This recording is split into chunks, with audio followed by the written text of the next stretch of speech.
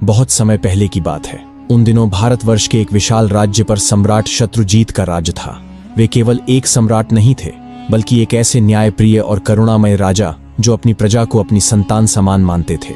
उनके राज्य की विशेषता यह थी कि वहां न कोई भूखा सोता था, न कोई अन्याय का शिकार होता और न ही कोई अनाथ असहाय रह जाता। जब सारा नगर गहरी नींद में डूबा होता, तभी सम्राट शत्रुजीत अपने वैभवपूर्ण वस्त्र त्याग कर एक साधारण वेश में, मुख पर मिट्टी और धूल मलकर, चुपचाप महल के पिछले द्वार से नगर की ओर निकल पड़ते। उन्हें देखकर कोई उन्हें भिक्षुक समझता तो कोई थका हारा किसान। वे नगर की गलियों, बाजारों और झुग्गियों में घूमते, लोगों की बातें सुनते, उनकी पीड़ा को नीरवता से आत्मसात करते। जहां कहीं किसी पर अत्याचार होता या कोई भूख प्यास से तड़पता दिखाई देता, सम्राट का हृदय विचलित हो उठता। और फिर अगली भोर जब वह राजसी पोशाक में अपने सिंहासन पर बैठते तो रात में देखे गए अन्यायों का निवारण करते।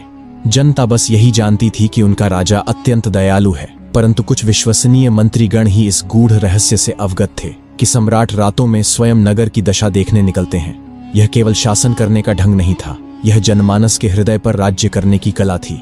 एक ऐसी ही शीतल रात्रि थी, मंद समीर चल रही थी, घरों के दीप बुझ चुके थे और सम्राट अपने गुप्त वेश में नगर की गलियों में विचर रहे थे। हर मोड़, हर छाया पर उनकी दृष्टि थी, कहीं कोई दुखी तो नहीं, कोई पीड़ित तो नहीं। इसी भ्रमण के मध्य जब वे एक संकरी और अंधेरी गली से गुजर रहे थे, तभी उन्हें धीमी धीमी फुसफुसाहटें सुनाई दी। वे ठिठक गए, सावधानी पूर्वक उन ध्वनियों की दिशा में बढ़े और देखा कि गली के एक कोने में 4 व्यक्ति बड़े रहस्यमय ढंग से आपस में कुछ चर्चा कर रहे हैं। वे छाया में छिपकर बातें सुनने लगे। वह चारों कोई और नहीं, नगर के कुख्यात चोर थे, रंगा, चमन, रतन और फकीरा।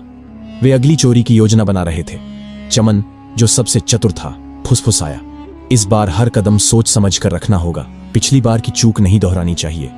रतन बोला, इस बार शहर के सबसे धनी व्यापारी का माल हमारा होगा, वक्त की चाल पहचाननी होगी। फकीरा ने चारों ओर नजर दौड़ाई और सशंकित स्वर में कहा, धीरे बोलो, सुना है सम्राट ने अपने गुप्तचर छोड़ रखे हैं। कहते हैं वह स्वयं भी भेष बदलकर गलियों में घूमते हैं।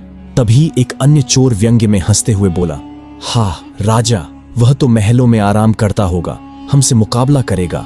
सम्राट चुपचाप सब सुन रहे थे। अब उन्हें निश्चय हो गया था कि नगर में फैली कई चोरियों के पीछे यही गिरोह है, किंतु प्रश्न यह था कि उन्हें रंगे हाथ कैसे पकड़ा जाए। रात्रि गहराती जा रही थी, गली वीरान थी, दूर कहीं कुत्तों के भौंकने की ध्वनि आ रही थी। सम्राट ने अब देर करना उचित नहीं समझा। उन्होंने अपनी मुद्रा बदली, चेहरे पर एक हल्की मुस्कान लाई और एक आवारा यात्री की भांति उन चोरों के पास पहुंचे। खांसते हुए बोले, अरे भाइयों, ये रात के सन्नाटे में किस शिकार की